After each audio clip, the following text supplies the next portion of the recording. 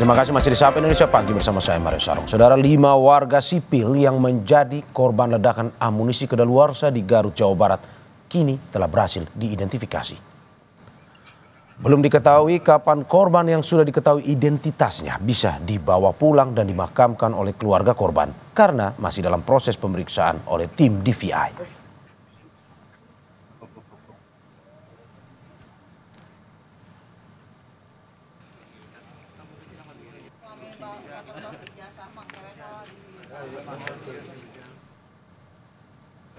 Kalau yang udah teridentifikasi dari anggota ada 4 orang, dari masyarakat sipil ada 5 orang. Oh, 5 orang. Di 9 ya Bu ya? Sudah bisa berapa Bu yang belum bisa diteridentifikasi? 4. Ya. Sudah bisa diserahkan ke keluarga belum? Belum. Masih harus diperiksa sama tim DVI. Jadi kira-kira kapan? Untuk mengetahui informasi terkini dan identifikasi korban ledakan pemusnahan amunisi di Garut, Jawa Barat, kita bergabung dengan jurnalis Kompas TV Ridwan Mustopa di sekitar lokasi ledakan, serta Ahmad Fadila dan Andri Iskandar di RSUD Pamung Peuk. Kita ke Ridwan terlebih dahulu di sekitar lokasi ledakan pemusnahan amunisi. Ridwan, selamat pagi. Bagaimana kondisi terkini lokasi ledakan pemusnahan amunisi yang bisa Anda informasikan kepada kita?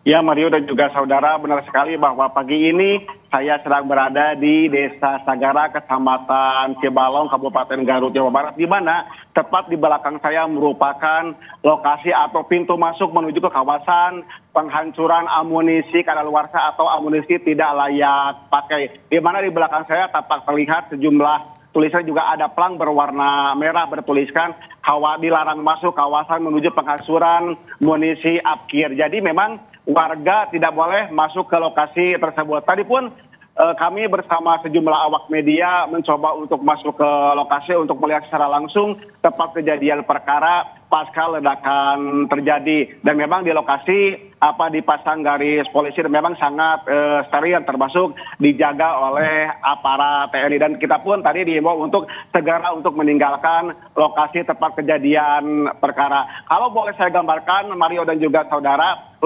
menuju ke lokasi tempat kejadian perkara dari jalan raya, tepatnya dari Rumah Sakit Umum Daerah Pamengpeuk menuju ke TKP, memang lokasinya tidak terlalu jauh, sekitar kalau memakan waktu menggunakan kendaraan roda 4 sekitar 40 menit. Dan ketika telah memasuki Desa Sagara, nanti akan belok kanan dan kita akan melewati perkebunan dan juga memang yang jalannya cukup rusak seperti itu. Jadi memang di lokasi tersebut memang jauh dari pemukiman warga dan berada di pinggir pantai. Demikian, Mario. Oke, Ridwan, berarti hingga saat ini masih banyak petugas yang standby atau berjaga di sekitar situ, dan apakah memang ini steril untuk masyarakat tidak boleh mendekat atau bagaimana?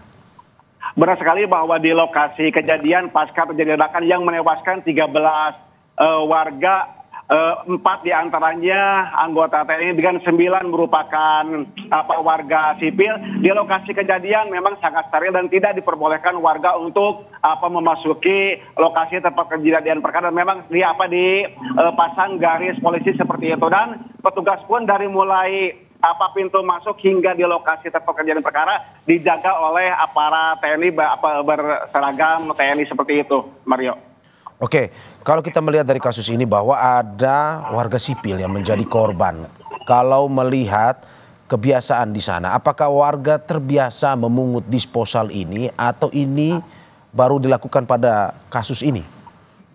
Dari informasi yang kami himpun bahwasanya peledakan amunisi tidak layak pakai atau amunisi kadaluarsa memang bukan kali pertama dilakukan di kawasan ini. Sudah beberapa kali dilakukan peledakan di daerah Desa Sagara, Kecamatan Cibalong, tepatnya di titik di mana di belakang saya mengabarkan ini merupakan titik masuk menuju ke peledakan amunisi tidak layak pakai. Jadi memang sudah menjadi kebiasaan apabila sudah dilakukan peledakan oleh aparat terkait, warga berdatangan ke lokasi untuk mencari selongsong atau sisa-sisa dari peledakan tersebut, karena memang menurut warga sekitar selongsong tersebut bisa dijual dan juga bernilai ekonomi seperti itu, Mario.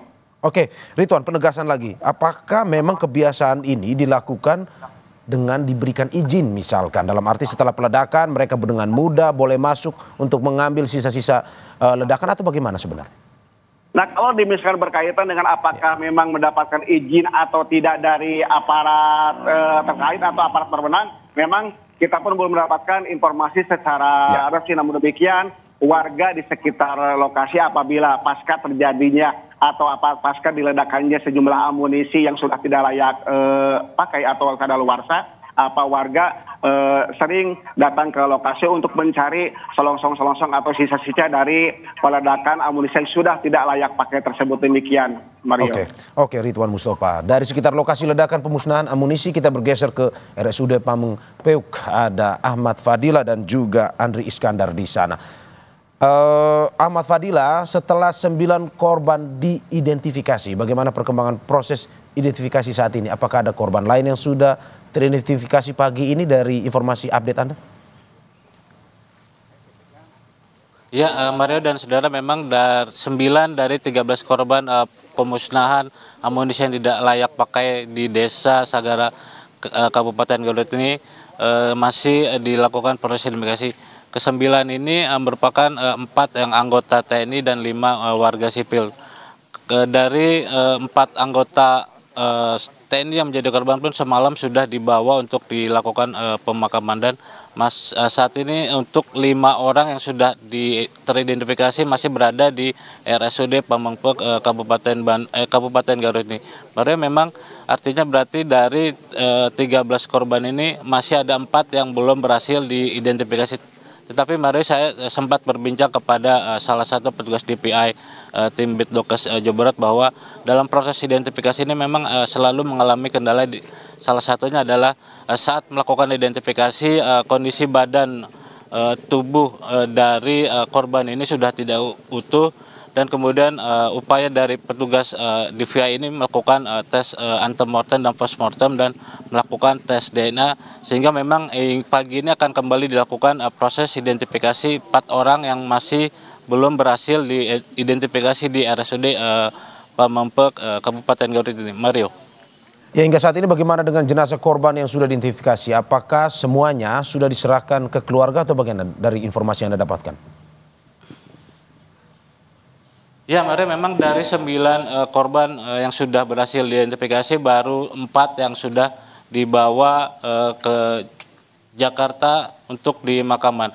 Dan masih ada 5 orang ini berada di RSUD Pameng Peuk ini. Tetapi Mario, memang informasi yang saya terima bahwa untuk bisa dibawa jenazah oleh pihak keluarga memang masih ada satu tahap, yaitu rekonsiliasi, di mana rekonsiliasi ini antara petugas antemortem, postmortem maupun dan uji DNA ini melakukan rapat untuk menentukan apakah jenazah yang sudah berhasil diidentifikasi ini bisa dibawa oleh pihak keluarga. Mario.